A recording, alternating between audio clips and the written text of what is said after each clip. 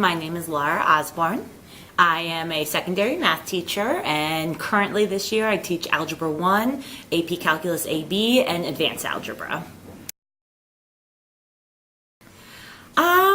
My childhood was good. I enjoyed going to school. I am from a divorced family, so I went back and forth on the weekends, but I did well in school, and I had a nice big blended family. No, and it's actually weird because none of my parents taught, and I had step parents and none of them did, but my sister, myself, and my half-sister, who is younger, are all three teachers. I had a good relationship with them, but it was very different than teaching at Hammond. I feel like teaching at Hammond for some kids, it makes my day when I see them, it makes their day when they see me. And at my high school, I had a very great relationship, but it didn't matter to me if I saw a certain teacher every day or every period.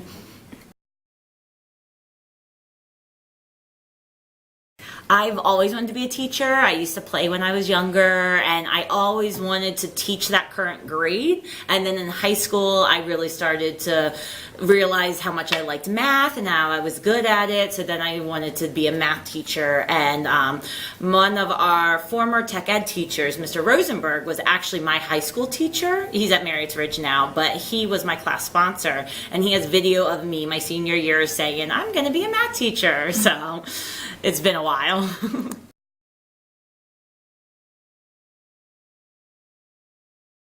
I went to University of Maryland, College Park, and I was a student teacher in PG County. And then after that, I came here and have been teaching here ever since.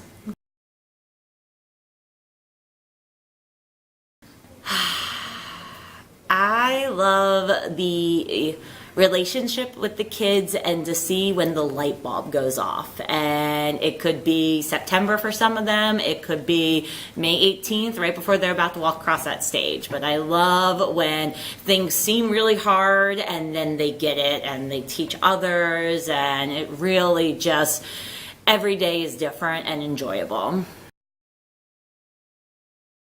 I do. I can't imagine. I hate when people are like, well, what would you do if you weren't teaching? I don't know. I've always wanted to be a teacher. I've always wanted to do this, and I can't imagine doing anything else. Absolutely. It is a wonderful profession. It is one of the only professions that I know of where you laugh every day and you are rewarded most times by the students at some point during the year when either that light bulb goes off or when they realize and say thank you at the end. You get, and I don't like saying you get your summers off. You get your summers off. So if you want to have kids, that's really great. But you also get time to regroup and to get refreshed. And I spend my summers planning for next year and evaluating everything that I taught this year and changing things to make it better each year. And you don't get a lot of money, but everything else makes up for it. So it is the most rewarding profession, and I can't imagine doing anything else. It depends. In the beginning of the school year, I normally get home around 7. And then now I try to get home earlier. So normally by 5 or 6, hopefully, but it's pretty late.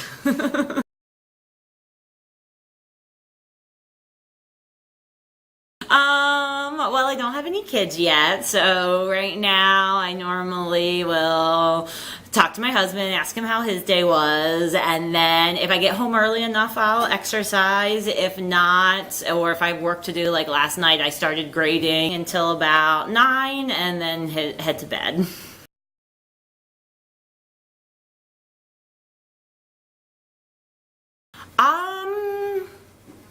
I respond to probably at least anywhere from 10 to 15. I'm also the department chair of the math department, so I get some different emails than just parents all the time. And papers, I would say that I would say probably grade at least a class set every day or two. I love this school. I love the building. It is cliche to say, but it really is a place where people are important, and everyone does everything to help kids be successful. And I feel like we can take chances. I feel like we can do things that are going to be best for kids.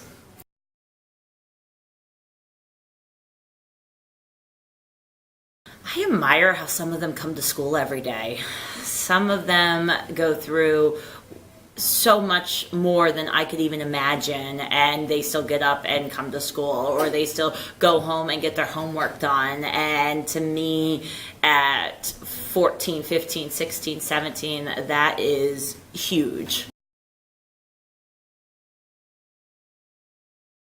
I expect students to try their best. I know, especially being a math teacher, I know math doesn't come easy to everyone, and I know math is not everyone's favorite, but if you try, then you will be able to understand some things at some point. And that's trying by coming in to ask me questions, by completing the work I give you, by not being on your phone in class, all of those things. And that's my biggest expectation.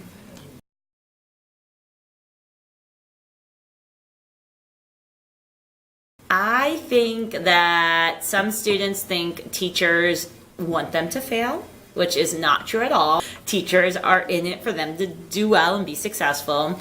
I also think that for some, they think that it's just the 7 to 10 job, and it's not. It's the planning that goes into it. It's the activities, it's the grading, it's the feedback, all of that I think there could be some misconceptions around.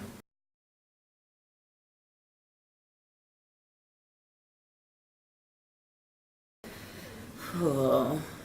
I feel like they've probably changed mine more. I like to think I've changed theirs, but when I think about my teachers and how it's like, oh, whatever, I don't even think about them. But I can still think about certain kids each year that have really affected me, or have changed my teaching style, or have changed how I've reacted to different scenarios. So they've definitely changed me.